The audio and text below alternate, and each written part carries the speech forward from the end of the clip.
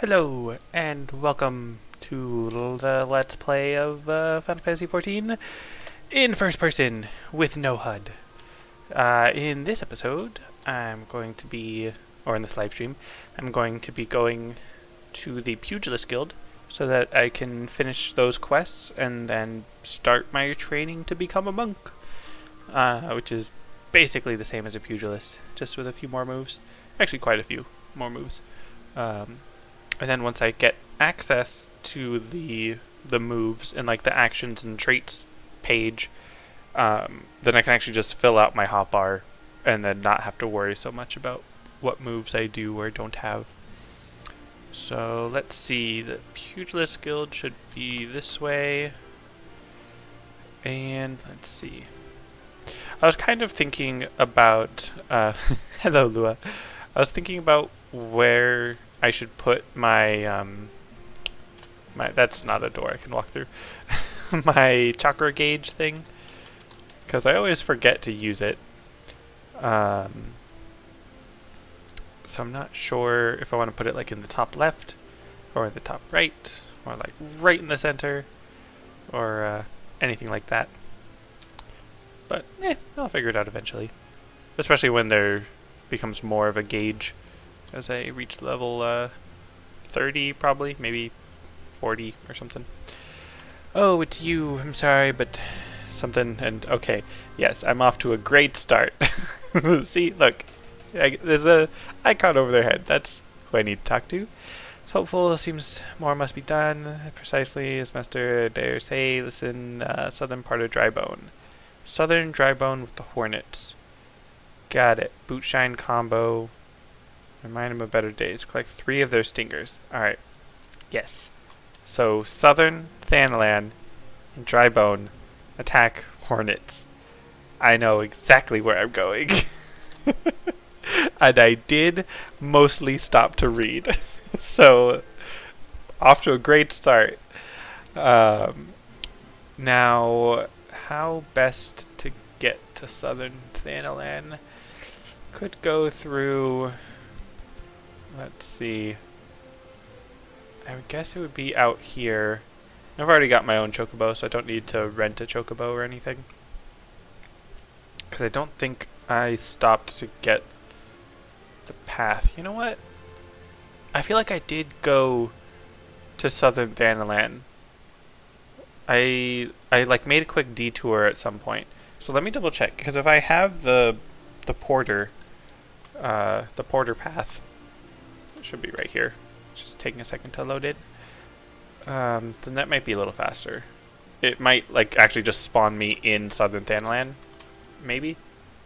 Chocobo porter, hire chocobo porter, Camp Drybone. Yes. So it'll take 3 minutes. Shouldn't be too bad. I'm curious if my mount speed buff applies to the rented chocobos. It might not. And I figured the path I would take here is just to go to Eastern Thanalan and then to Southern from there. Oh, wait a second. Wait. This is... Hold on, because Camp Drybone is in east, not south. Little Alamigo is south. So... It said the southern part in Thanalan, but it said Drybone, right? And I'm fighting Hornets. Is it the Hornets in the southeast of Thanalan? Okay, I thought I was off to a great start. I am pretty sure it said south, and I'm also pretty sure it said Drybone. So it's got to be in east, but the southern part of east, right? Because where would the Hornets be in Southern Thanalan? They would be in the northern part of Southern Thanalan. I don't know. We'll see. Also, those ants are ginormous. And I remember, even as a kid, there was some video talking about, like, oh, could an animal or insect like that even get that big? But technically, like, with the bone structure that they have, like the exoskeleton structure, an ant that size would just like crumple under its own weight. Like it would need to be made of something incredibly dense and durable to be able to withstand that kind of size, especially with the whole difference in like raising your volume versus your surface area. That whole situation. Now I can actually just dismount here, right? Yeah. And what was my... There we go. My own chocobo button. Should be over here. Near one of my favoriteest dungeons. Good old Halatali. Halatali. The sand gate. So are there hornets over here? Possibly. Do I have a quest for this? No, not yet. Guess I didn't accept it over in Vesper Bay. Let's see. These are some ald goats. Let's see. Gonna explore around here a little bit more. So are there hornets over here? Or like the hornet swarm? Because that's kind of a difference, or an important difference to make. Aha! These are quest marker things. How do I? There we go. Indentation, use boot shine. Is that the first one? Yeah. A maddening buzz. Because see, the hornet cloud is going to be different from whatchamacallit, is going to be different from the actual hornets, because this is more like a the Siphid cloud, I think was what it's called. So yeah, doesn't make sense that I can just punch a swarm of bees. Like, I could punch at them, and maybe I'll hit one, but I don't think you can just defeat a swarm of bees by punching at it. That is highly impractical. Also, I'm glad that I actually did find where I was looking for relatively easily. Oh hey, a Gila monster. Is that part of a side quest, or is that part of this actual quest? Oh, I think it is actually part of the main quest, or the what's it called, class quest. Because I saw the icon, I just wasn't sure if that was. Oh well, no, yeah, that does make sense, because it wouldn't just appear if it was something I had to fight on my like a side quest or something. These things are so gross. Like, are these eyes? They look kind of like eyes. But anyways, so now that I've done that, I guess I just go back? I'll double check real quick in Drybone, just in case it said like, hey, go meet them here. A bard shooting arrows at a swarm of bees, yeah. That could get real dangerous with crossfire and all that. Let me just double check down here real quick. Don't see anyone out of the ordinary. So I think I just go back to Thanalan. I mean, back to Ul'dah. I'm already in Thanalan. Is this someone doing the MSQ? I want to say that's part of their class quest, maybe. Because I don't think you had to fight those enemies for the MSQ. It was the... what are they called? The... why am I blanking on the name? The ones that serve Ifrit. Amalja. There we go. Those guys were attacking the... or not attacking. Guarding the corpses. Or hiding out around them. That I had to pick up. What else? Yeah, antling soldiers. And what are these called? Just Gigantode? Toxic Toad. They're basically Gigantodes, though. And one thing that I want to do, that I'm kind of interested in making like a YouTube series about, is highlighting the sort of like reuse of assets, basically. Like, not to sort of like complain about it or anything. Do you need help? Are you okay? You gonna be okay over there? Alright. Like, not to complain, because I get that obviously in a game this huge, with as many enemies and bosses and everything that this game has, it makes sense that they're gonna reuse things or like base things on a certain set of things, if that makes sense. Like, obviously, all of those ants use the same animation set. That beehive or swarm that I was fighting is a similar animation set to others that are of the same type, if that makes sense. So it'd be kind of cool to make like a zoology series where either I focus on an area, like just central Thanalan, and what's it? I was gonna say catalog. That's the right word. Like all of the different enemy types and like their animation sets, and then compare that to all the other zones and like which enemies are in which zone and which ones share the same like family of character model and animations. Because some of them I think could be a little bit surprising if you're not really paying attention to it. Like the toads share the same animation set as some kind of like chameleon looking things in Shadowbringers that, again, if you're not really paying attention to it, it might not seem immediately obvious. But then you can kind of see them, the way that they kind of bobble a little bit and the way that they turn their head. It's like, oh, hey, you guys are the same thing.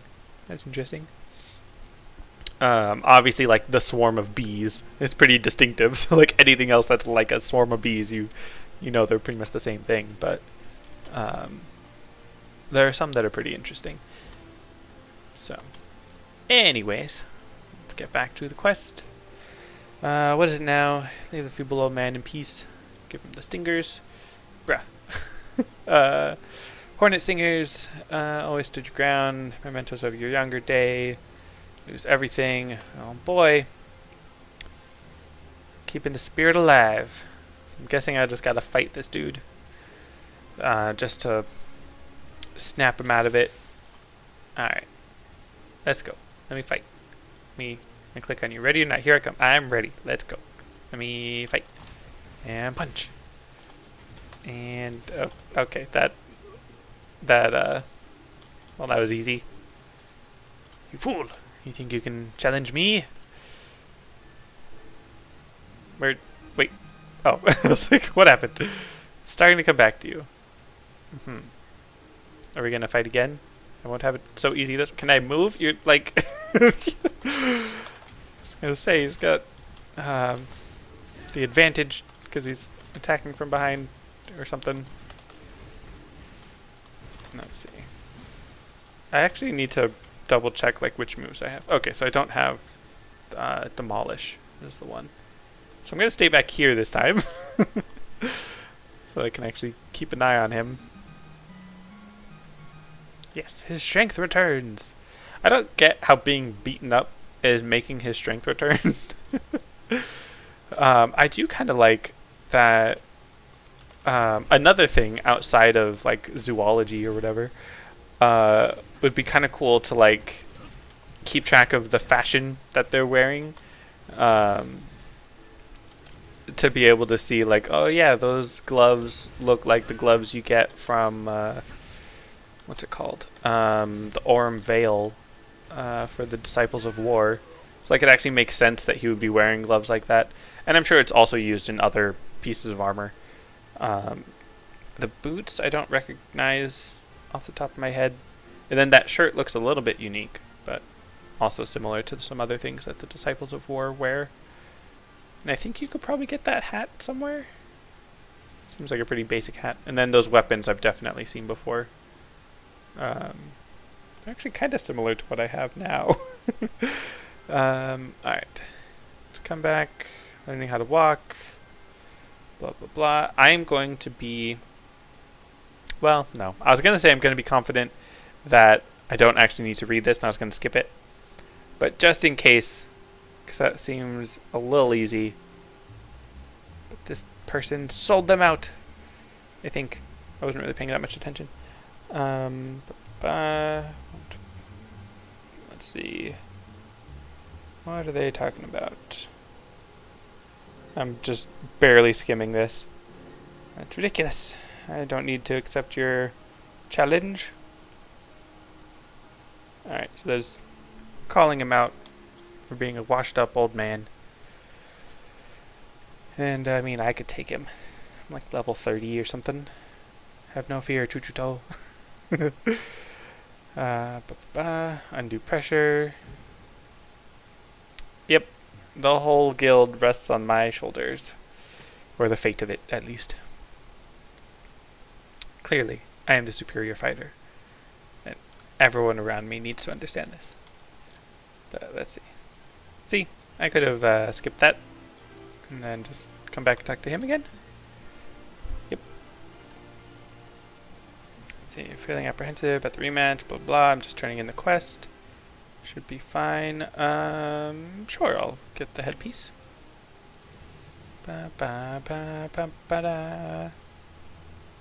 Let's see. So now I'm level 30, I think. No condition to teach. Embarrassing. Find Chuchuto. Okay, good. I'm glad I didn't have to go somewhere else to find them. Prospect facing his old rival. Triggers now to keep a lid on his zeal. Little Alamigo. Yes. Okay. Going to Little Alamigo. Which is Southern Thanalan. Which is what I was thinking of before. So now that I remember the name of the place I'm going to, hopefully I have the porter. Because I was not paying attention last time to whether or not Little Alamigo was one of the places I had access to. I was just paying attention to Drybone, because that's the name of the place that they mentioned. Which, of course, is where I went. So, let's see. I could equip that eye patch now, actually, since I'm near the inn. But it's fine. It's fine. I'm sure it's fine. Higher Chocobo. I do not have Little Alamigo. So, could I go there from here? I could. I probably, I was gonna say I probably should have gone from inside the city to go to the more eastern gate, but it should be fine here. Let's see. Also, these are the hornets I was talking about earlier.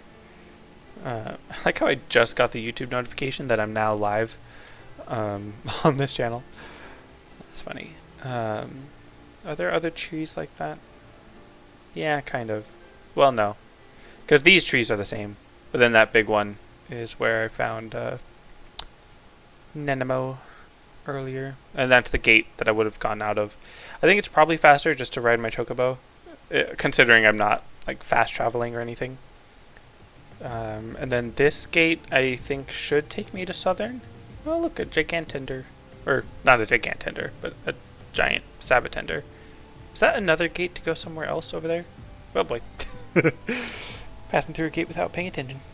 Even though it's where I was trying to go, so it's fine. I know where I'm going. And these guys, little Sabotenders. I think it's funny that in my limited Final Fantasy knowledge, I recognize these as Cactuars. But then there's obviously different names for them. Like Sabotender Bylor. Bylor. I don't know how to pronounce that exactly. But, and I like that if you have the knowledge of the game and like you recognize this symbol, like it makes sense when you have the context of other expansions and stuff.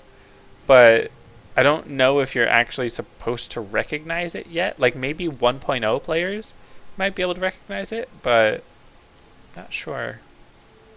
Because, I mean, you definitely shouldn't recognize it, I guess, at this point in the 2.0 story.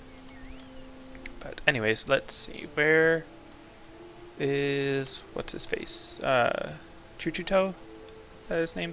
I don't even know if it's a guy or a girl. It's always difficult to tell with Lalafels.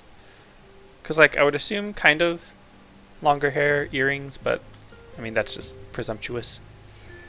Alright, prepare for Master Hammond, deploy them at certain locations, drudgery, blah blah, skills will be put to the test, appropriate, or approach dangerous fiends, lightness of foot is your greatest allies.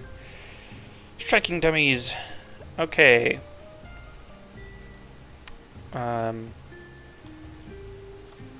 So, right there, where are the striking dummies? I assume they're just out here somewhere. Probably around the Alamigo. I think it was somewhere over here. Or do I need to place the striking dummies? Of course, this is one of those times where having the minimap would be quite useful. Could have sworn it was over here. Maybe it's inside Little Lalamigo? Or maybe it's down this way? Oh, okay. I was like, how are they standing with no health in their health bar? These things are giant. They're huge. And one of them is attacking me. I'm guessing I went the wrong way. Now, I did read something about striking dummies. However, yeah, I totally did not pay attention to where they said they would be. It's probably just inside. But why would it have... Well, I was going to say, why would it have me go from inside to the outside to talk to them and then go back inside? Or... Because I'm pretty sure there's another area with some enemies that I might have to go to for the class quest. Let me talk to you again. What do you say? Let me know when you have deployed all the striking dummies. Okay, so then if I'm deploying the striking dummies, shouldn't there be like a glowing spot on the ground for where I'm supposed to deploy them? Like I can't just put them everywhere or anywhere, I mean.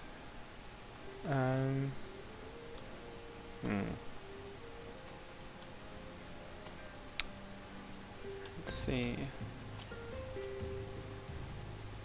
Because it said to let them know when I've placed them. So I should already have them. Oh, hey, I need to defeat you for a hunting log. Not sure if it's for my pugilist hunting log or the Grand Company hunting log. Let's see. Will it say? No, not quite. And I like that they don't have the what would you call it? Like aggro lines where if I aggro one, it'll aggro the other. So I can just kind of get his attention, back up, and then take him down. And I don't think they have any AoEs.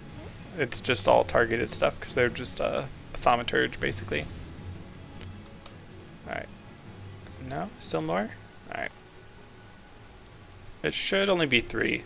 Because hunting logs aren't usually that...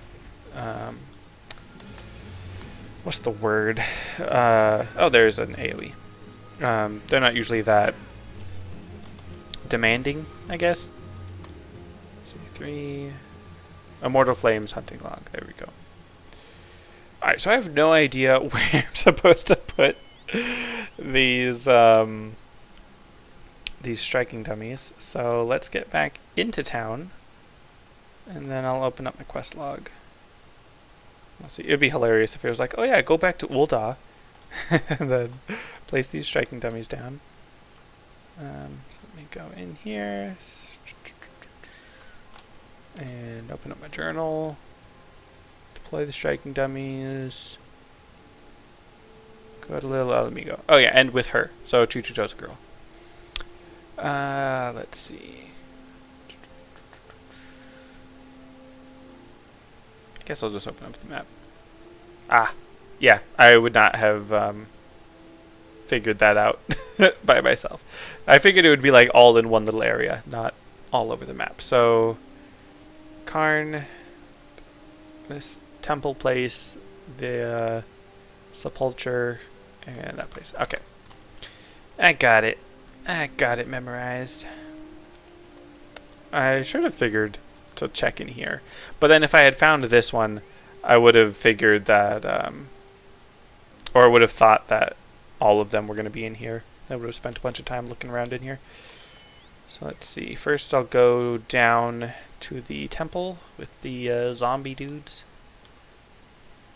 And then I'll probably go over to the Temple of Karn, which is another dungeon that was kind of nice.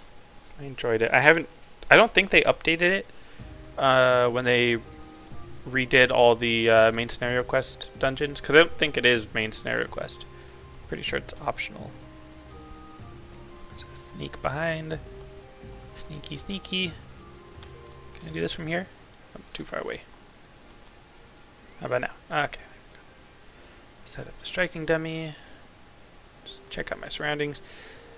You know, I want to say that I kind of maybe prefer certain areas like this from A Realm Reborn as opposed to some of the expansion areas. Like, I don't know what it is about it, but just seeing the big open areas like this, especially seeing it in first person, in a more cinematic view, really makes me appreciate the big open areas and the way that it feels very natural in a sense. I think especially because when I'm playing the expansion areas, I'm, doing it with the HUD and the mini map and everything, and I'm thinking much more like get from point A to point B and do everything by the book and stuff, rather than just exploring and seeing the world the way it is. Just changes the way you experience things. But anyways, Sunken Temple Karn, set up a striking dummy, and then this next area, I recognize it or I remember it because the hunting log usually requires you to fight some people down here. Not sure if I've unlocked that level of the hunting log, or maybe it was for a different job that I had to do it for. But I always remember having to run in and try to avoid all the people, because I'm pretty sure they're level 28. So I've got to be a little sneaky. Wait for them to move to avoid their sight lines, and then I think should be up here. Yeah, there it is. Alright, before they turn around, sneak in, set up a striking dummy, and then book it. Fantastic. Now, even if they get my attention, or if I get their attention, I can just run away. It's fine. They won't be able to defeat me by the time I get out of their range. Yeah, thunder. And I think it's kind of funny that in Final Fantasy games they translate the lightning spell to thunder, because technically thunder is the sound, not the electricity. But I know that thunder, thundera, thundaga, that sounds much better than lightning, lightninga, and lightningara or something. Lightningaga. Yeah, I'm not sure what other word, like electera, electaga or something for electricity. Thunder works. But then if they ever did make a sound-based magic, then what would they call it? Soundera? Soundaga? I don't know. Anyways, let's see. And now we fight! Let's see, and I'm being taken down to level 29, so does that mean this is the level 30 quest? I wasn't even paying attention. Excellent work. Well, no, because if you have to be level 30 to do it, then it wouldn't level you down to 29. That doesn't make sense. So there should be one more after this. And it's just going to be a fight. I don't need to watch this to know that I'm going to fight people. It's just a little marmot. I was about to say it'd be funny or it'd be cool if marmots were a real thing. But, I mean, they're basically just sort of squirrel, anteater things. Not really squirrel, I guess. More of an anteater. But not quite. Because that's not really what anteaters look like. Anteaters almost look like tiny bears. But anyways, is it just gonna be you? Oh, no. There we go. It's another one of those take down the little guys while your NPC partners take on the rest. And I totally forgot I have an AoE. I just wanted to use it just in case, and then I saw that I did. That voice of Chuchuta, or Chuchuto, reminds me of, what's it called? Hyrule Warriors. I think it's Lana or Lena. I think Lana. The blue-haired witch from specifically Hyrule Warriors. I want to say that's her voice actor, but they could just sound similar.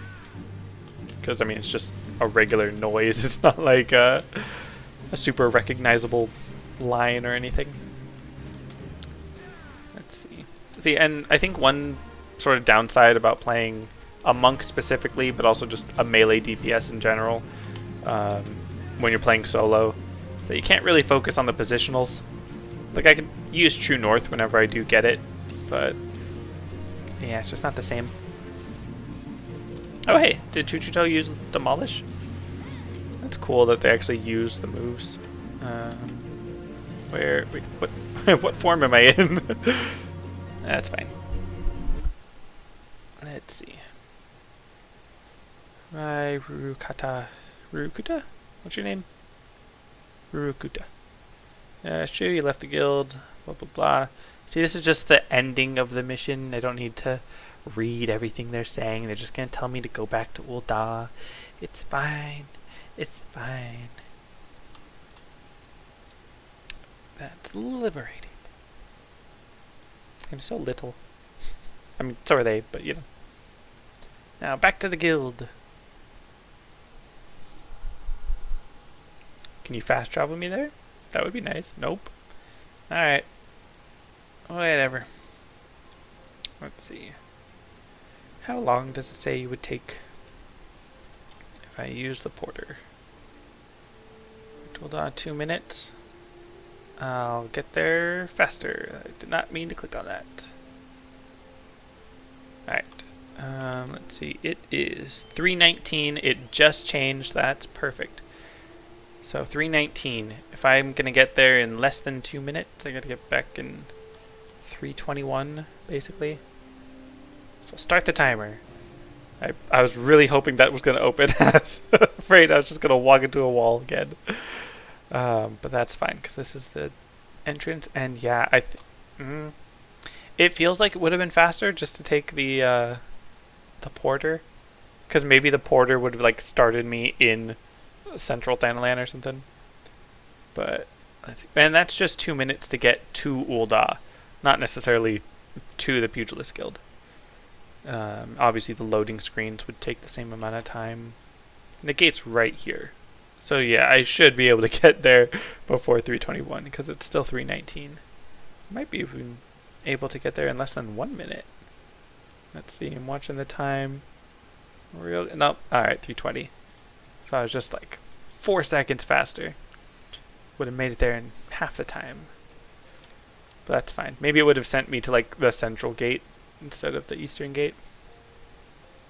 I was going to say the northern gate, but well, I guess it would be the northern gate, even though it's not the gate to northern Thanalan, because that's not touching Ul'dah.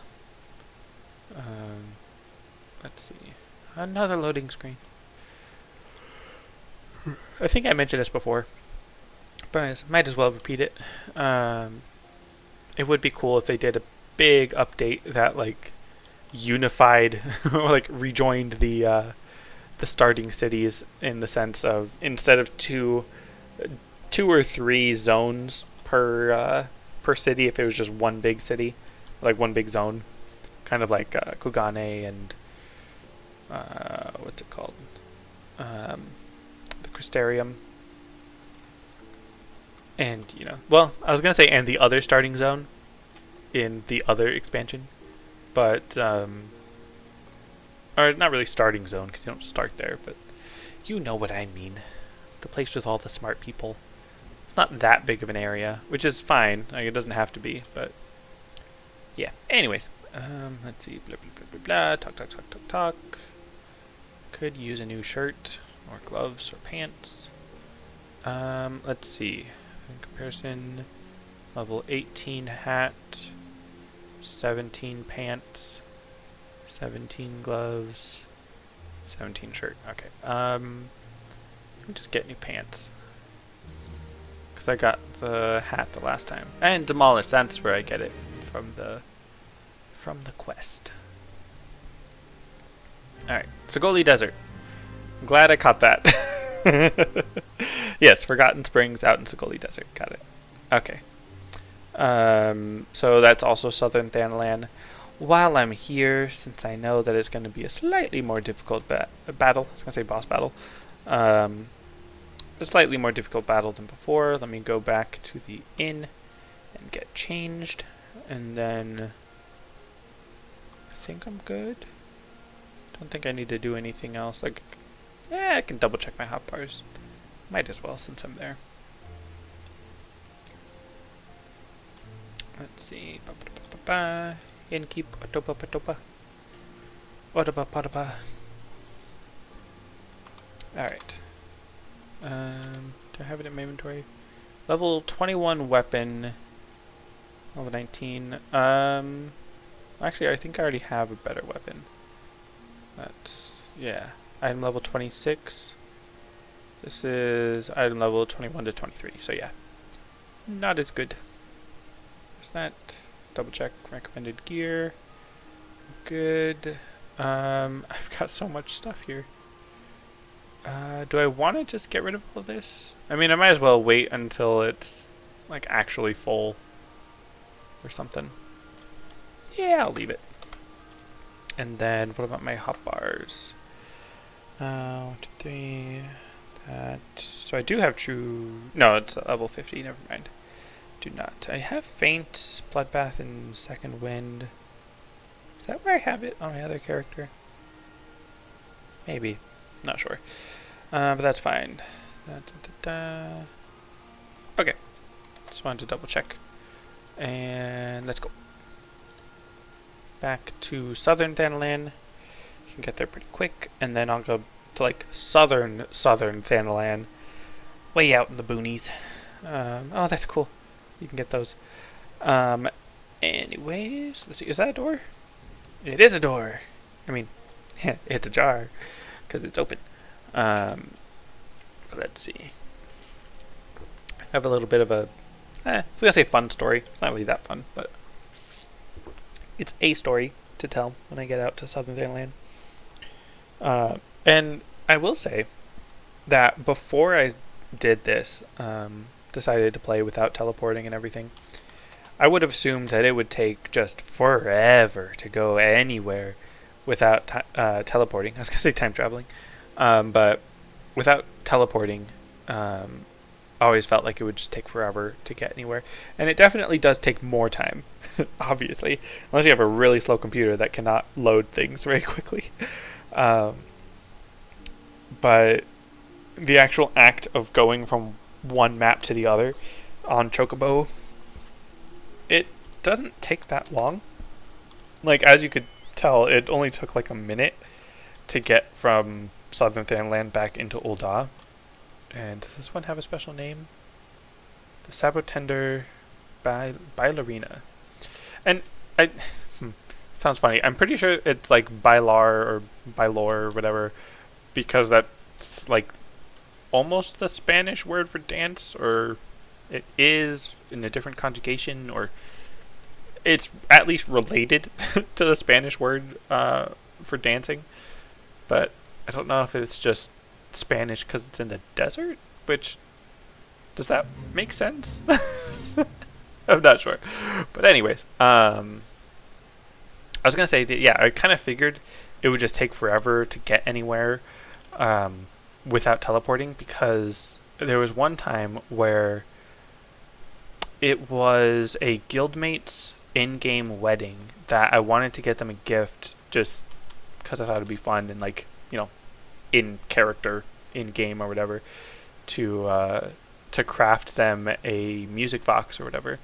And in order to buy the materials, it took like all of my money, and I had bought what I could, and then figured like, okay, I need a little bit more. I don't have quite what I need. Also, I just realized there was a fast travel point behind me that I could have used to get there a little safer. Really hope I don't die out here.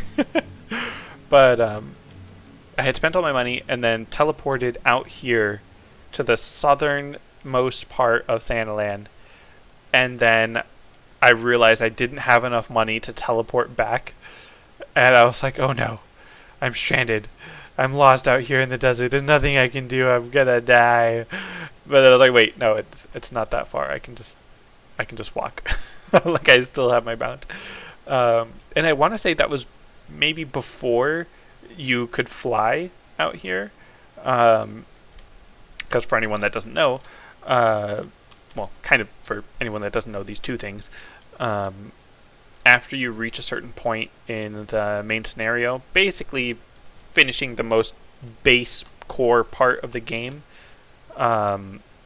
it unlocks flying for your mounts so that you can just fly anywhere out here in the Realm Reborn areas. But for a long time, you could not fly here. Like, you could only fly in the expansion zones. So even if you had like a good mount speed or something, you just had to walk the whole way, basically. I mean, walk on your mount, so not really walking, but you know what I mean. Let's see.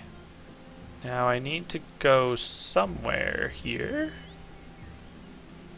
But where? Here? No.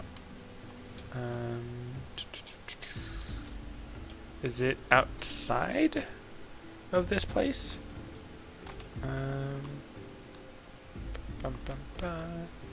I guess if I was in the inn, I probably could have just checked my map.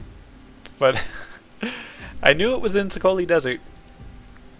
So maybe it was in here. Because this is where you're supposed to go. Or this is where it lets out from the fast travel spot I was mentioning earlier. Through that gate. Let's see. Alright then. Let's see. Because was I supposed to meet him on this side of the gate? Or on the other side of this gate? Let's see. Nope. This is actually an area for a black mage job quest. I want to say this was Nald? One of them, either Nald or Thal. One of the twin deities. Let's see.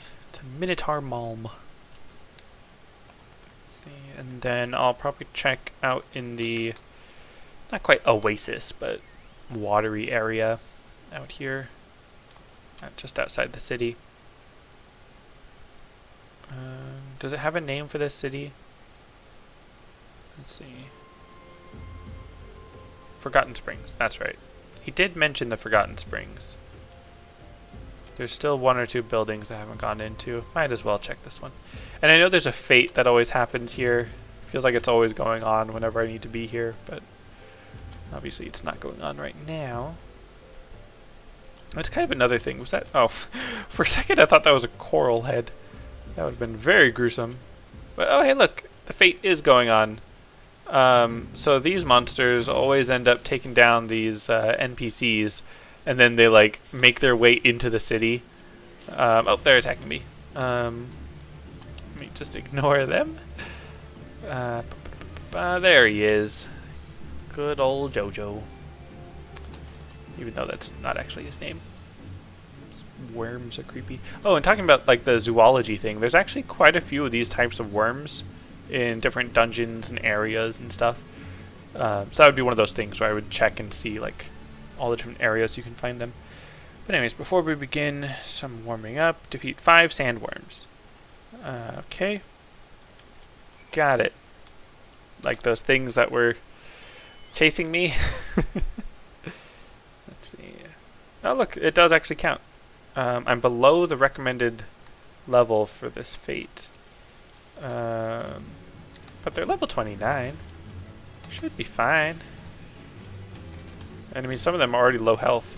I'm surprised they're not, like, regenerating. Oh, well, I guess if it's still in combat. I should have been paying attention. I think I just got hit with, one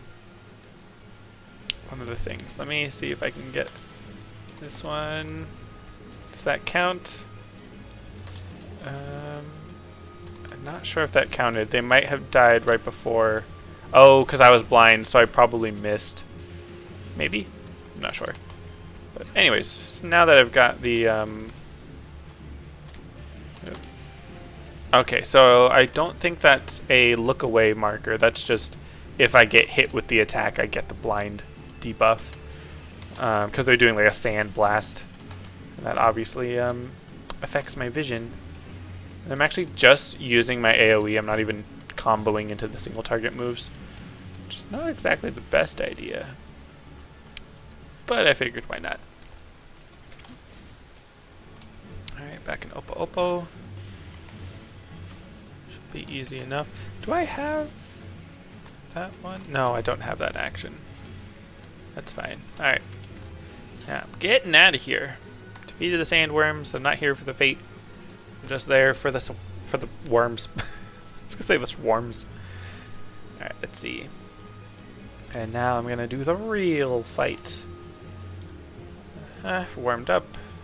Yeah, so it sinks me down to 34. So this is most definitely the level 31. Use Snap Punch on Haman. Got it. Alright. Don't hold back. I never do. No mercy. Even for the elderly. That was a joke. I'm talking about in-game. Should probably show some mercy when fighting elderly people. Alright, so he's still, okay, did I do 5 snap punches? Or, I thought it said that I had to do 5 snap punches. I only did like 2. Unless, do I just keep going? Like, why not just have him not die? Alright. See, and I'm just instinctively, like, trying to walk around and, like, dodge his attacks, even though that's not how that works. Like, I really should just be standing there and looking at the ground, almost, in case he does some kind of AoE. But then if I am moving around, then there's a better chance of me already having moved out of the AoE. Am I supposed to defeat him with a snap punch? Is that what it is? Because I can only do the snap punch like once in a combo. It's not like I can just continuously use snap punch. Unless I have that that one move that does let me use continuous snap punches. Yes, he is nothing if not persistent.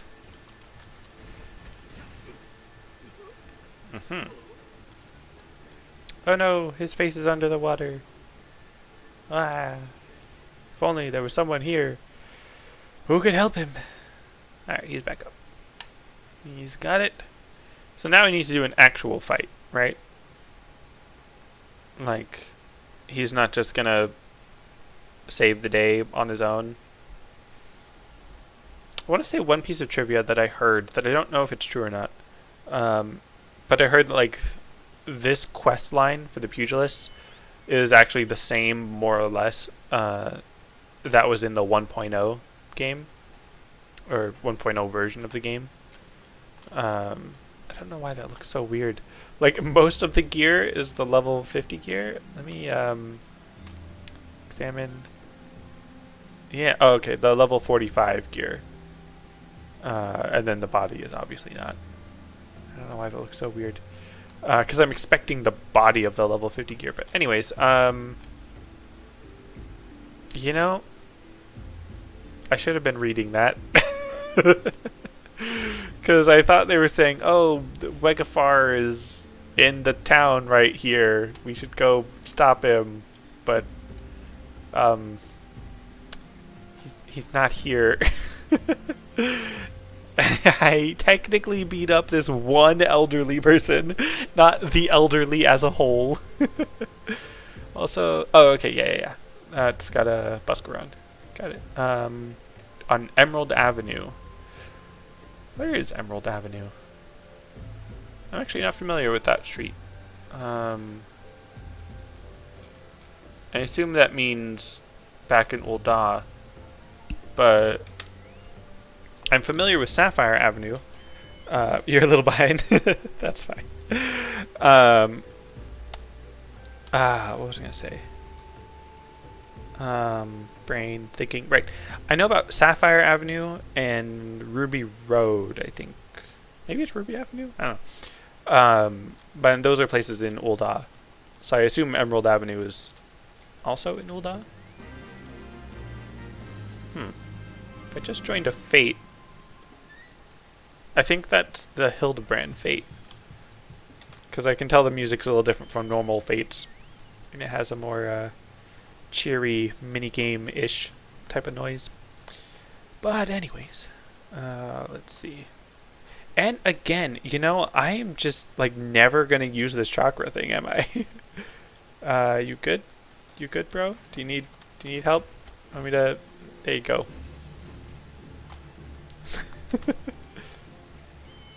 Seemed like you needed a little help there.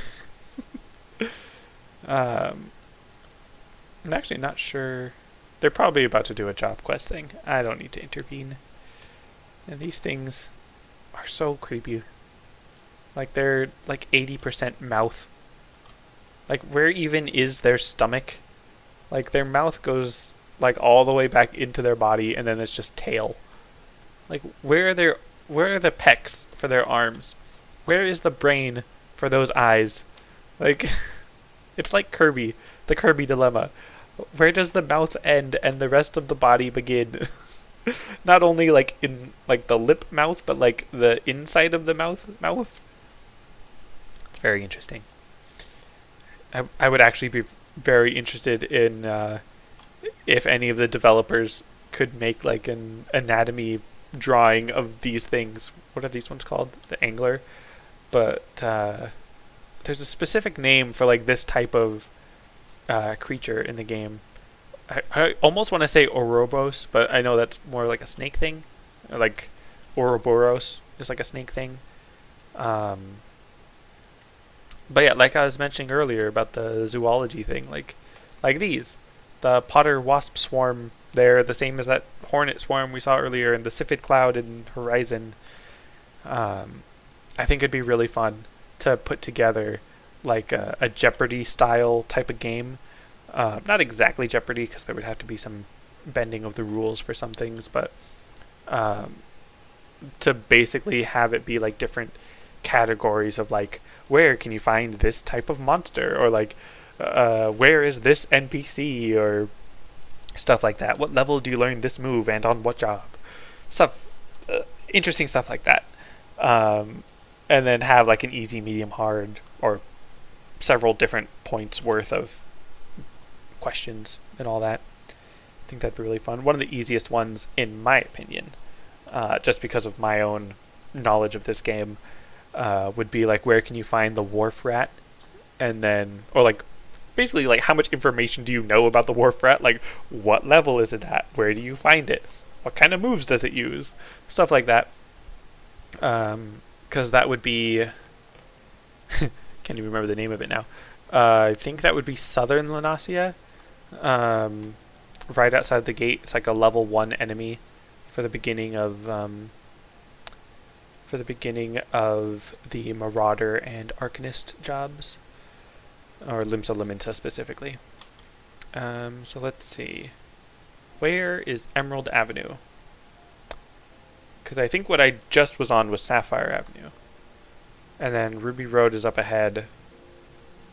So I'm pretty sure Emerald Avenue would be near the Pugilist Guild, I guess. I did look at the journal, but I didn't want to look at the map yet, because I'm pretty sure I should be able to find it, especially if it's just somewhere in Ul'dah. And would you look at that? Legfar. And I'm sure I'm mispronouncing some of these names, because I know a lot of the Rogadin have, what's the word? I was going to say like Scandinavian names. I don't think that's right. But some name that's like actually a real world culture, or at least similar to it, if not the exact same. So to people that are not familiar with that culture, their names can seem a bit funny and have a lot of extra letters. But oh yeah, and I was saying that these quests are actually more or less the same as they are in 1.0, which usually had better like camera angles and like cutscene work and everything. And I'm just gonna skip through this because I know they're just gonna fight, and then that's gonna be it. And one thing that I really loved, well, I was gonna say that I loved about 1.0, but I mean I didn't. Oh, that's cool. I forgot about that. Where he has the young face. But blah blah blah blah blah. Talk talk talk talk talk. One thing that was sadly left behind from the 1.0 days is all the cutscene work. Cause like look at that, like all of that. I was gonna say custom animation. I'm not sure if it's actually custom, but the way that the camera angle's going, that special effect from the move, the whole like quick punch with the young face and everything, like you don't really get that in a lot of other cutscenes in the game. Like everything is mostly static or predictable, and like when you have even just a small understanding of how game development works and like the animation and coding and everything, like it's really easy to see how things work, like how you could make this in an in-game engine, if that makes sense. It's hard to describe, especially since I don't have that much like game development knowledge. I have not actually developed a game, but I have whatchamacallit, I have done a little bit of modding for Terraria, but I was basically just following a YouTube video step by step. Like it wasn't a lot of my own ideas necessarily.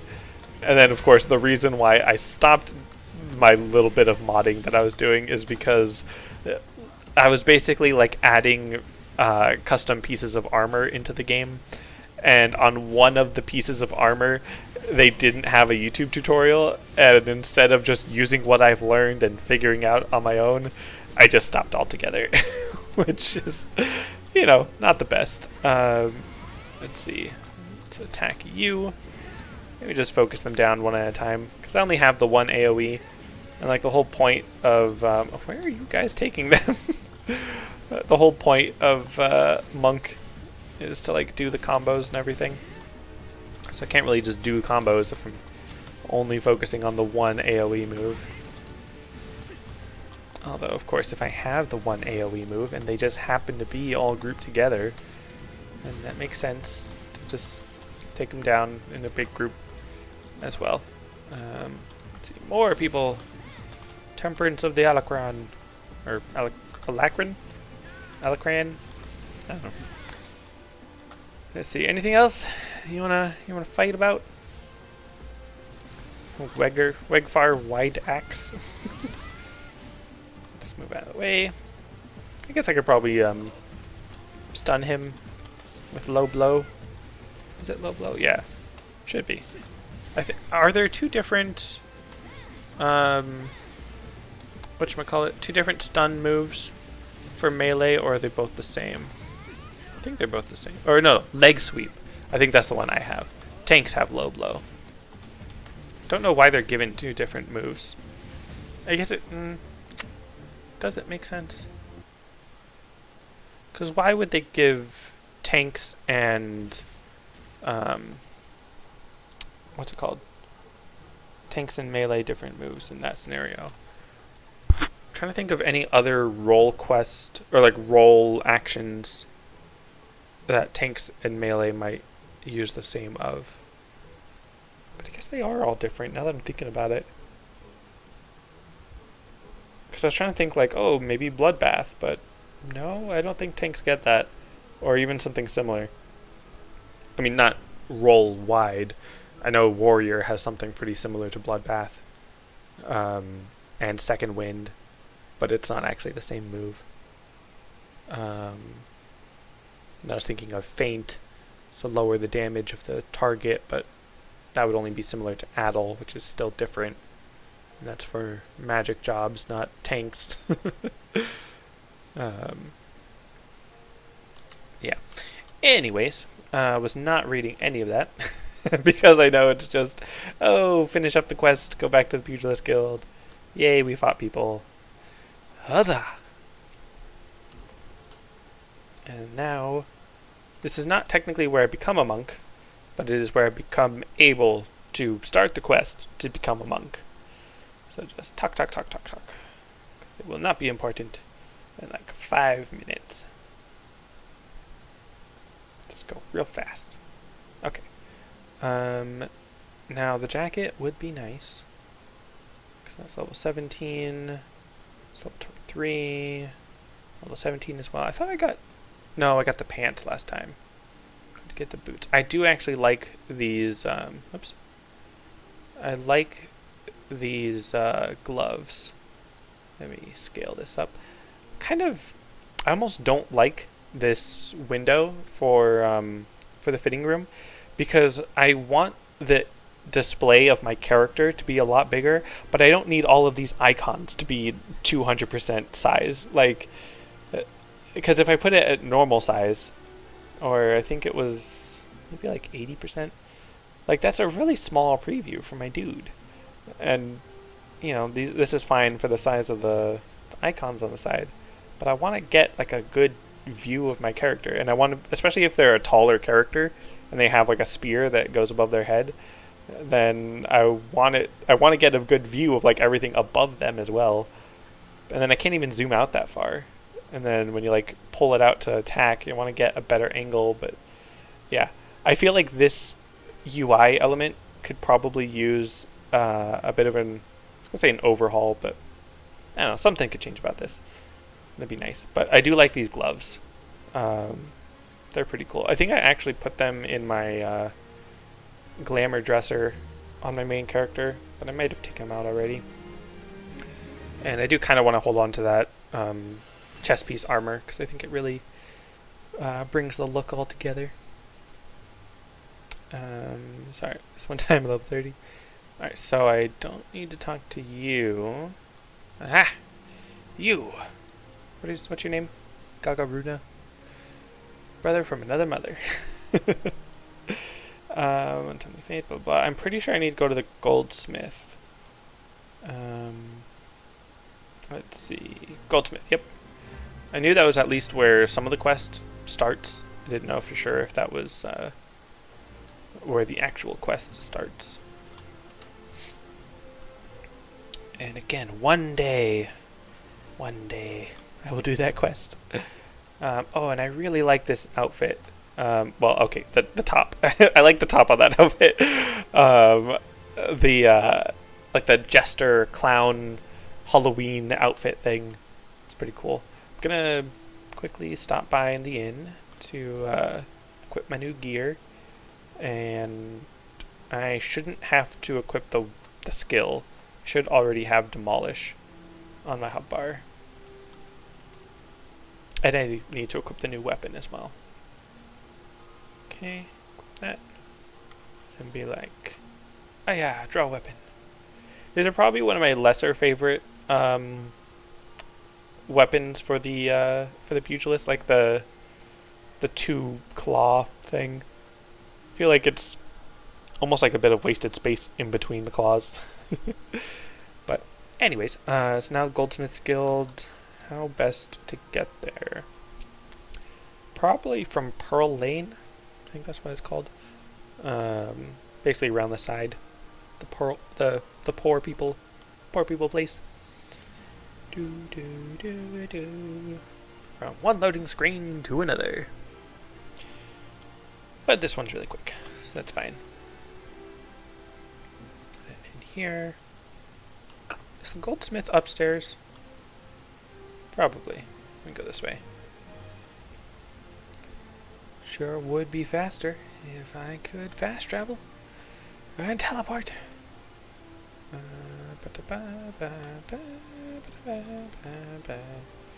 Alright, so I saw the sign that said that the Weaver was that way. I think that way is the Miner. And, you know, I feel like I'm seeing a lot more people with pompadours than I used to. Like, I kind of thought the pompadour was a little bit rare, but I feel like especially on this character, I've seen a lot of people with pompadours. It would be great. I don't think there's any way to verify this, but it would be great to find out if somehow I was, like, inspiring people to wear pompadours more often, or, like, I kickstarted the trend of people wearing pompadours. I think that'd be great. I don't think it's true. I'm not, like, trying to claim credit for it. I just think it'd be kind of fun if it was true. Let's see. Here's the Alchemist Guild. Maybe it is downstairs. 'Cause there's the... Ah, yes. So it was, yeah, by the miners and the goldsmiths. Makes sense. And I do really love the crafting and gathering in this game. Like, it is just one of my favorite crafting and gathering things ever. So not you. You would make me a goldsmith. You will make me a monk. I should read this. Primary endeavor. Charging blindly at one another. Blah blah blah. Purpose. No doubt you've jumped at the chance to aid your work. Chakras. Barbarians. The 12. Blah blah blah. Good. Silde excavation. That is actually quite interesting if anyone is up to date on stuff. I've heard of Silda. It was plunged into chaos in the wake of King Lalawefu's demise, or the King of Springs as he was known. Despite the success of economic reforms, babble, babble, babble, fomented unrest among the people, resulting in violent outbreaks throughout the kingdom. Silde was sultan at the time. Distant descendant attack was ordered. What? And so, irony of ironies, hadn't been for that horse. Fascinating, is it not? Is it?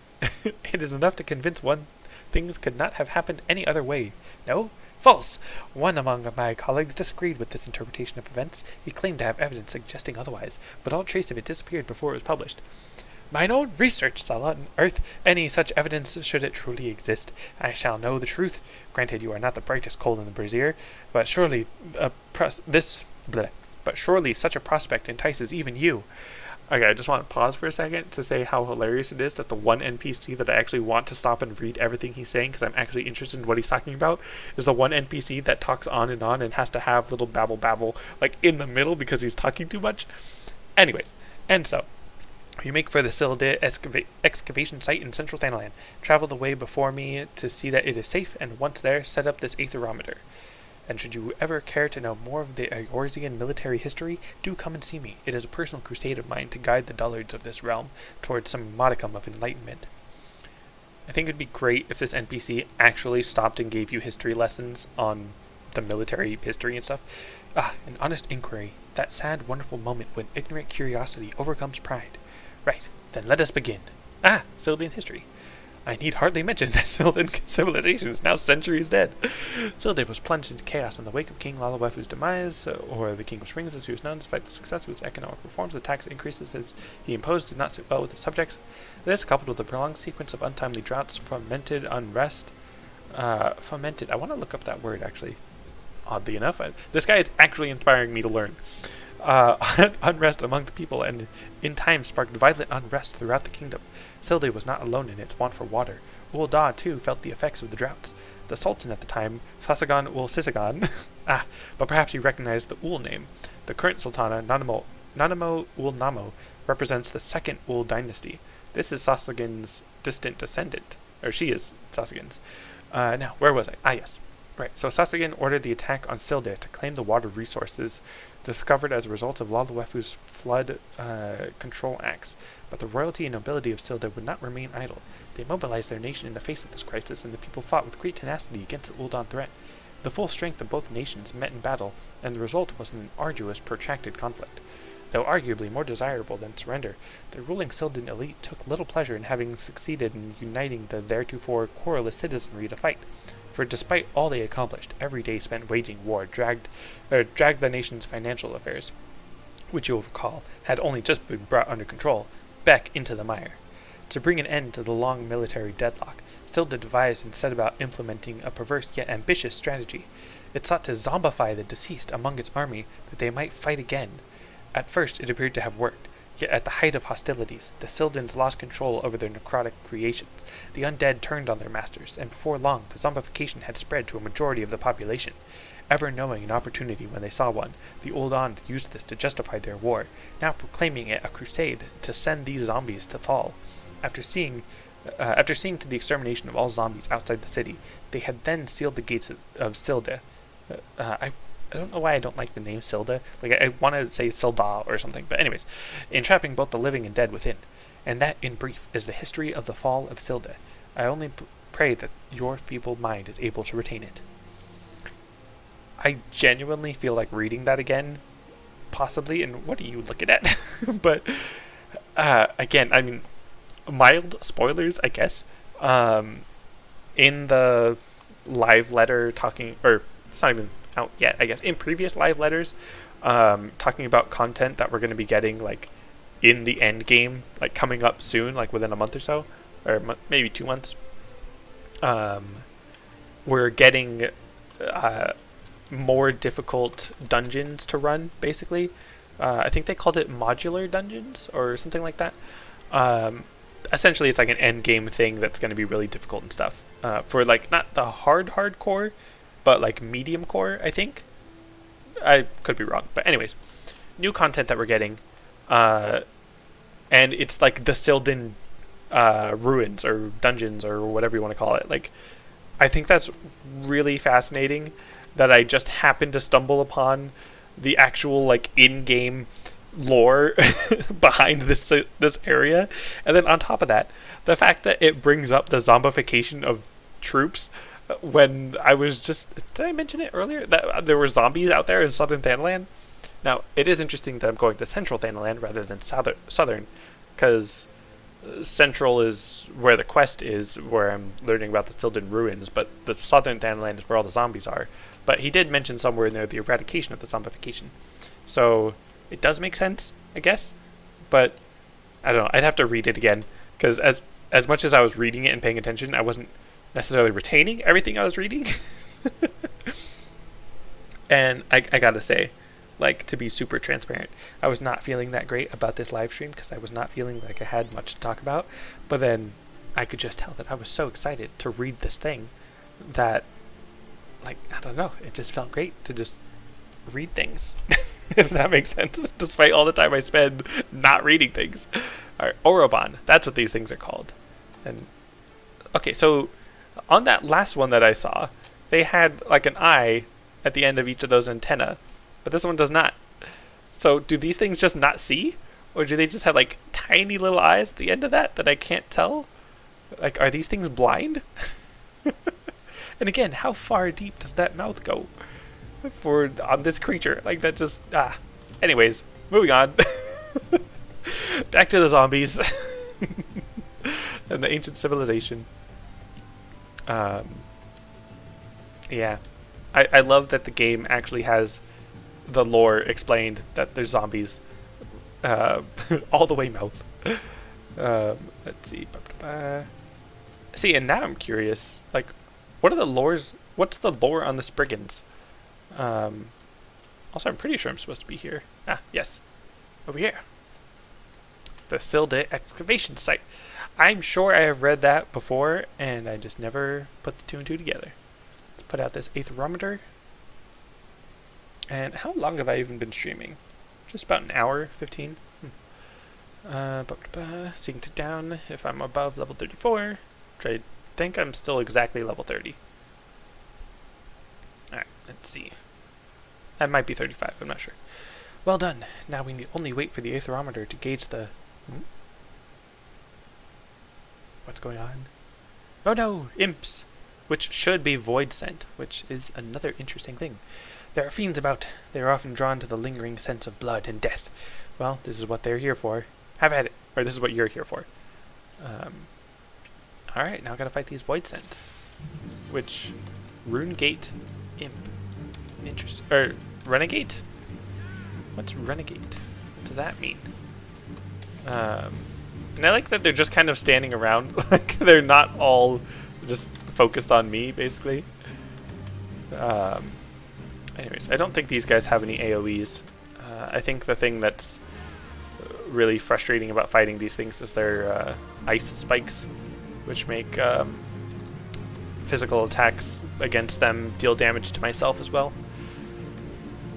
Basically like thorn armor. Are they respawning? No. Okay. It's just like 6 of them. These things... I was about to say they look cool. Not sure if cool is the right word. But I just love like how actually detailed they are with like the jewelry and the veins and all that. Kind of curious, like, are they their own unique animation, or are they also being used as a similar, like the words are failing me. The Ahriman, like, I don't think they're the same as the Ahriman. Because, I mean, they're definitely not shaped the same as the Ahriman. But, oh, look, there's another one. Ah, Rabisu. This is, like, the King Imp. And then this would kind of be another example where... oh, also... Sorry, side tangent. I was going to say it kind of stinks to have to fight these as a melee character because they have a move that makes melee attacks not as good of an option against them. But I have to do this as a melee character. Like, this is a monk-specific thing. So, like, I can't do this as anyone else, so that makes sense. Okay, I was about to heal just in case because I don't know how much health I have. What was I saying? Oh yeah, they're not shaped like an Ahriman, obviously. But this would be one of those things where the smaller ones share the same character model and animation set as the big one. But there are other imps that do look different that also move the same and look very similar. But anyways, the dynamic entry of, what's his name, Widargelt or something? Is that his name? Or am I thinking of someone else? Ooh, chakra. And ether. Or aether, however you pronounce it. Do they say? I think they do say aether. Let's see. I do remember some of the cutscenes in this quest line, but I do remember skipping a lot of them on my main character, so... Let's see. Widargelt, so good of you to drag yourself all this way. You purblind sluggard. You have far exceeded what admittedly low expectations I had of you. I suppose introductions are in order. Far be it from me to deny the realms unread. Deny the comfort of... Wait, okay. I couldn't tell what he meant when he said unread, like noun or verb or whatever, but the realms unread, meaning the people that have not read things. The comfort of one another's company. So he's calling me and him just unread brutes, basically. Anyways, the monk I spoke of sent to me by Gagaruna. Got something to say? I tried to make a pupil of Widargelt as well, but he has little mind for history. His primitive beliefs in the witchcraft of chakra and spiritual energies have a tenacious hold on him. Rude? Oh, truly. This is the area where there have been sightings of walking dead. I have heard the tales. Some claim they've seen an apparition wearing the garb of an ancient commander. Interesting. I've not seen any dead here. Or any zombies. Careful. There are still dangers about. I don't need to be careful. I'm indestructible. His work is dear to him. That is good. He thirsts for knowledge, for truth. Discovery awakens him. You too have awoken, friend. Can you feel it? Do not be frightened. Here was a battle, long ago. Much energy remains. It has found you. It flows through you. Your chakra has been opened. This was the light that shone from you. It is as Eric said. Widargelt is my name. I am a brother of the monk HUD. My order is the fist of Ralgr. Our way is to train the body and mind. The fist is our weapon. With it, we put down our enemies. The energy within us moves the fist. The chakra is the seat of that energy. It is a sacred place. It can be opened, and the life force within controlled. Chakra exists in all that lives, in all beings. Yet not all beings can open them. Much training is needed, and great discipline. With these, the life force can be commanded. I don't know why I'm giving him this voice, but there are those who require no training. Their inner strength is such that it forces the chakra open. I have heard of this happening, but never have I seen it until now. I see in your conviction. You mean to walk this. I see in you great conviction. You mean to walk the monk's path. I feel like I'm mispronouncing these things, and so I will give you this: a soul crystal, the mark of my order. None but a monk may hold it, and only then would the orders leave. But your chakra is awakened, that is clear, and so you are worthy. Many bore that crystal before you. It remembers them, their breath, and their movement. They will one day be yours, but your chakra must open further. Only then can the crystal's memories enter you. This is no more than the beginning. Now you must train. Learn to control the life force within you. With time, you will master it. We stand on an ancient battleground. A great war was waged here. The spirit of the fight lingers. The aether reaches for the chakra. It aids in their opening. That is why we monks seek such lands. Eric seeks these lands for reasons of his own. The fates favor you in this. Follow him. Your chakra will grow evermore. It is a very interesting concept. Professor Eric is leaving. Fear not. I will see to his safety. Please, brother, the aetherometer. Gather it and bring it to the Goldsmiths Guild. Boy, pick up your own tools. I mean, I know I put it there, but still. And again, it would be nice to fast travel. To be able to just be like, oh, would you like to come with us? Yes! And then be back at Ul'dah. But it does make sense that they're like, hey, you should go pick up this thing that we left here and then come back. Because, otherwise it'd be like, why didn't you just follow us? But anyways, I have achieved the aetherometer. Another flying person on the palanquin. The bomb palanquin. Anyways, and again, I think I mentioned it already, but it'd be really cool if there was a mount where it's just your character floating and flying like a superhero. I think that'd be really fun. And it would be fun if every job had a job-specific mount.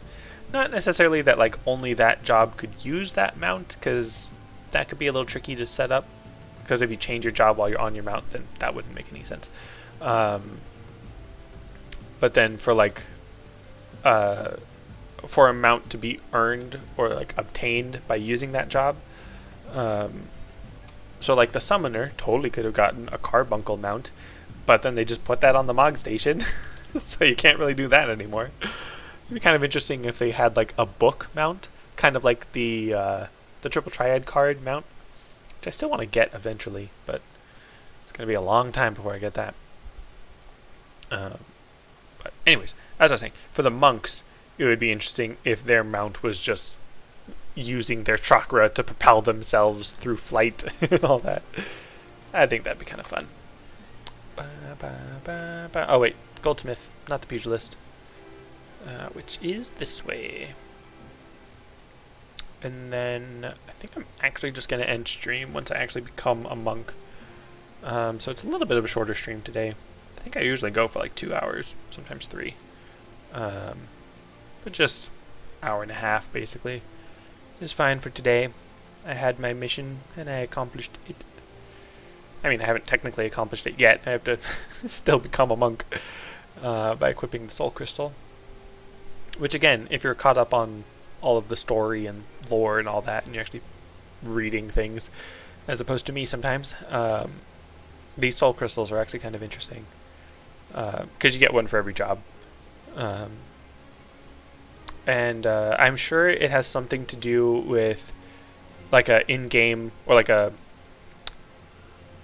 in real life context of like why they need to give you a crystal that turns you into another job and stuff. I'm sure it makes sense in that sense as well. I'll talk about that in a second. Well, look who has decided to grace us with his presence. Did you enjoy the saunter back? I was just about to begin my analysis, so if you've matters you wish to speak on, I'd ask that you save it for... Here's your aetherometer. You've brought the aetherometer. Excellent. I had a feeling you might not be entirely useless. Now, let us see what discoveries await. Wittergalt passed along a soul crystal to you? Moved to join the monkhood by the bone-headed clod, were you? Well, I suppose it is for the best that my pupils get along. But I do believe I will see to it you are sent to separate locations for the next round of measurements, and I dare say the land to which I intend to send you is fraught with dangers. You had best tread the monk's path quickly if you mean to defend yourself, and me besides. Next monk quest will be available from Eric upon reaching level 35. And I get Rockbreaker, which is another AoE. Fantastic. But I'm sure from a video game standpoint, the soul crystals being necessary to turn you from a pugilist into a monk does make sense, especially if, because previously, if you weren't a monk, you could use abilities you learned from other jobs as a pugilist. So by equipping the soul stone to become a monk, then it kind of limits what other jobs' abilities you could use. So there was actually some tactical use to whether you use the crystal or not. But in this day and age, there's really no point that I'm aware of to not equip the soul crystal. Like, you're basically just weakening yourself by not using the soul crystal. Um, so it would be interesting if they could somehow remove it or like put it in a key items inventory slot rather than an actual inventory slot, and kind of rework the way that works. But I'm sure that would be very difficult and time consuming on the coding side, and for now they can just work with what they got. Maybe in like 8.0 or 9.0 they'll revisit it, but I'm sure for now those soul crystals are staying where they are. Again, also because of the whatchamacallit, the lore implications behind everything. Alright. I am now a monk. Chakra gauge expanded. Even though that doesn't actually change anything, I don't think. Now all of my abilities have also changed. Alright, let's see. Get that out of here. Let's see, put that there. No, there. There. Gotta remember where all my moves go. Boot shine goes there. Twin snakes is there. True strike is there. Meditation is there. Snap punch there. Demolish. Rock breaker. Okay, and now bring this up. Boot shine, true strike. I'm just trying to demolish. Mantra can go here. Dragon kick is here. Somebody can't assign.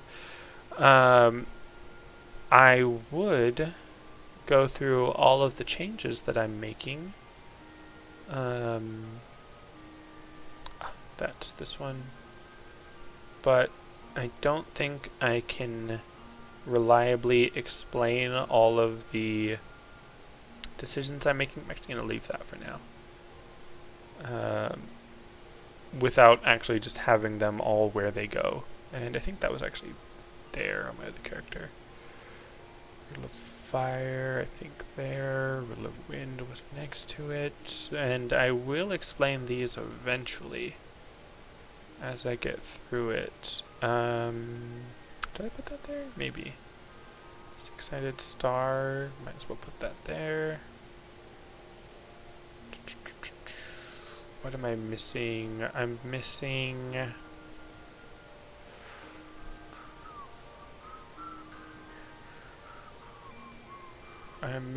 the roll moves.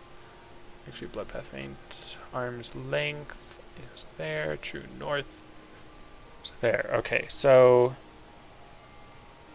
I know I want that. So what two moves am I missing here? Because I know some of these moves are just traits that I get. Enhanced Thunderclap, Melee Mastery, 6820. I mean 6890. So like all of these I cannot add to a hotbar because those are just changed on Masterful Blitz or Meditation. But Shadow of the Destroyer, that is also, yeah, that's just that move. What else do I not have? Form Shift, might as well put that there. And do I have one more that I could put somewhere? I think that's it. Steel Peak, yeah, cannot be assigned to a hotbar. Okay, so the way that I do this, the way that I set up my moves, I don't like that there's a gap here. I guess I could put my mount there, actually. Main commands, mount guide, might as well. Okay. See, I also don't like having my mount right next to all my other moves, but that's fine. It's fine. Oh, right, because I had my mount, like, here. And you know what? I'm not even going to be looking at this, so I don't need to worry about the aesthetics. Might as well, since I'm here, talk about my moves. And put that there for the time being, just to give something a little nicer to look at. So, I've got your regular Boot Shine, True Strike, and Demolish. I guess I technically could have done... Yeah, that's fine. Anyways, Boot Shine, because it's the first move you learn, you'll always have it number 1, starting off like every combo with Boot Shine. For number 2, True Strike. That is actually not the one that I want here. I want Twin Snakes here. Because Twin Snakes is going to be the one that gives me the damage up buff from Disciplined Fist. And then Demolish is going to be the damage over time. So these are basically the two things that I'm going to be refreshing, or like the buffs or debuffs that I'm paying attention to. So this is kind of like the, how would I describe it? Kind of like the buff or the not as strong but more utility based moves of the 3 combos. And then this one, the move does more damage when attacking the rear. And then on the top, Dragon Kick grants Leaden Fist. So technically Dragon Kick should be down here because it gives me a buff that increases the damage of Boot Shine. But don't worry about that. Don't worry about that. I won't even get it till I'm level 50. So I don't want my number 1 move that I'm using to be control 1 rather than 1. So anyways, then True Strike is just straight up damage, and Snap Punch is just straight up damage. So this top layer is the more damaging moves, and the bottom layer is the more utility moves. Makes sense, in my opinion. And then Armor the Destroyer, 4-Point Fury, and Rock Breaker are all AoE moves, all in their order of, what is the order? It's Oppo, Raptor, and Coral. So that's Monkey, Bird, Cat, according to Joe Cat. Let's see, and then Masterful Blitz is when you use your Perfect Balance thing, which I will acquire at level 50, so I don't even need to worry about it. Masterful Blitz is at level 60 even, so I'm not going to be using that for a long time. Brotherhood, level 70, increases the opening of my chakras. Six-Sided Star, I don't really know when you're supposed to use this, because it does a decent amount of damage, but then it makes all of your moves take like 5 seconds to recast, basically. And the duration is 5 seconds, so it increases my movement speed. So I think what you're supposed to use that for is when you know the boss or enemy is doing a big AoE and you need to run away, then you can hit them with a Six-Sided Star and then have the increased movement speed to run away, and then you're not going to be using any other moves, so it's fine to not have that recast speed, and then you come back. And then similarly with an Atman, extends the duration of Disciplined Fist and your present form to maximum and halts their expiration. So basically it's the stand still and do nothing, so your Disciplined Fist from Twin Snakes or 4-Point Fury doesn't go away, and then you can stay in whatever form you're in, so you can carry on the combo as soon as you need to. Thunderclap is just a dash to a target, either the enemy or the party member. Leg Sweep, of course, is stun. I always try to put my movement abilities, like either dashing to or away from an enemy or something, my gap closer basically, on Control 5, just so that on all my jobs I know Control 5 does some kind of dash forward, backflip, whatever it is. True North, I didn't really know where to put it. I don't use it very often. Probably not as often as I should, especially because of the changes that they made to the positionals. Like, because previously all 6 of these moves had positionals, whereas now it's just the 2 finishers of the combo have a positional. So previously, for True North, nullifies all direction requirements for 10 seconds, when these were like 2-second recasts when you're at the higher levels and extra speed and stuff. That's essentially 5 moves without positionals, and there's 2 charges, so that's 10 moves with no positionals in a row, which can be fantastic if, you know, all 6 of them had positionals. But if you're only focusing on the last 2, then it's not that great, because you can't do 6 moves in 10 seconds. Like, you'd have to really bump up your attack speed. And then Riddle of Wind, I don't think it was always auto attack delay. Maybe I'm wrong, but I could have sworn it also reduced like your recast time for skills and stuff like that. But maybe I'm wrong about that one. But let's see. And then Perfect Balance is you can use any of these moves regardless of what form you're in. So I can just do Snap Punch 3 times in a row, which is really useful. And then it also does the Masterful Blitz thing. And this is like its own thing that I'll explain later when I get to level 60 and I actually start using it. But anyways, Riddle of Earth. It's so interesting to me. It's 3 stacks of Riddle of Earth, each stack reducing damage taken by 20%, duration 10 seconds, maximum charge is 3, effect ends when time expires or upon execution of 3 weapon skills. So, is it 1 charge per weapon skill, or 1 charge per damage taken? Like, I'm not 100% sure how that works. I just know that if you're constantly attacking, or like if you use it too early, even though it has a 10-second duration, if you use 3 weapon skills in under 10 seconds, then it goes away, I think. So it's like you have to brace for an attack and then stop attacking. Like, I don't get this. I don't get why it's not just raises your defense for 10 seconds or something like that. Form Shift allows the execution of a weapon skill that requires a certain form without being in that form. So essentially, one-use Perfect Balance. But because it's a weapon seal, it also takes up the spot. So like maybe it could be useful if you do like Boot Shine, Form, or Dragon Kick, Form Shift, Boot Shine.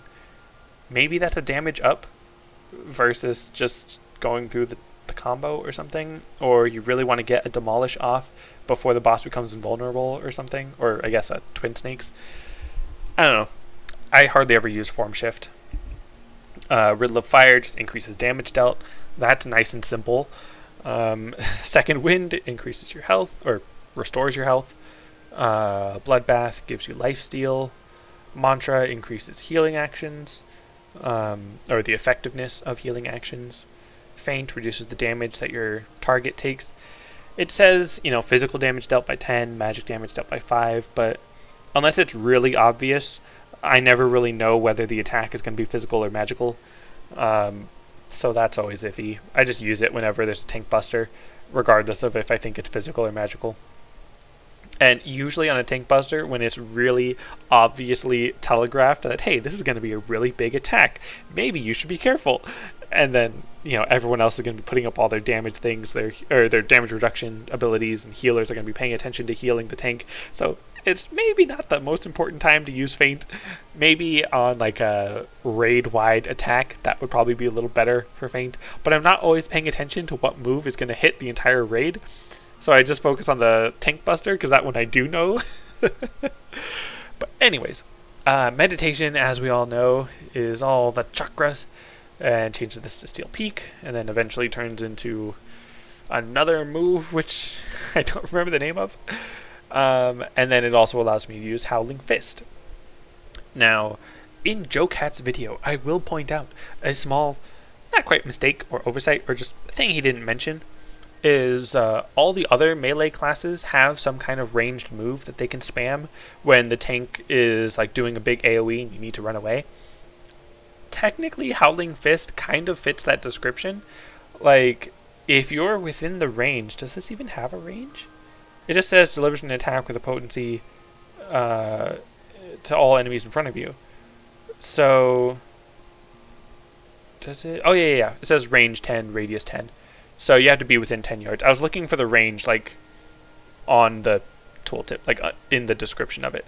But anyways, so if you're within 10 yards of your enemy, you could just spam meditation to get the Howling Fist and then do an attack. Obviously, right now, only a potency of 100 is not very much. It's a gain on 2. But it is something you could do outside of just standing back and doing a Natman. So if you have time on your twin snakes and or your form, you could just get all your chakras up and then use a Howling Fist or Enlightenment, I think it's called, is the stronger form.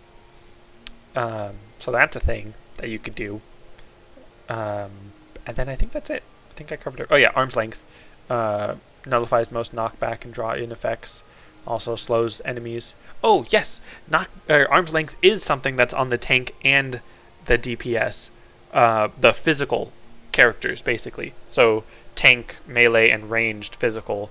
And then Surecast is healer and magic caster specific. So that's something that they both have. So that's kind of interesting because... Oh, well... Now I'm interested. Is leg sweep mechanically different from low blow? Because this one is only a 3-second stun. I don't know if low blow is like a 5-second duration, because I know the paladin has an attack that's a stun that's different from the leg sweep, or the low blow. And I'm not sure what the difference in the duration is on that. I want to say low blow was longer, so I think leg sweep might be shorter. And then I don't remember the recast time. 40 seconds sounds about right, so it's probably that. But anyways, that was a big old explanation of a bunch of stuff that did not need to be explained. So anyways, that's going to be it for this stream. Thanks for watching. Now let me just say bye and see you next time.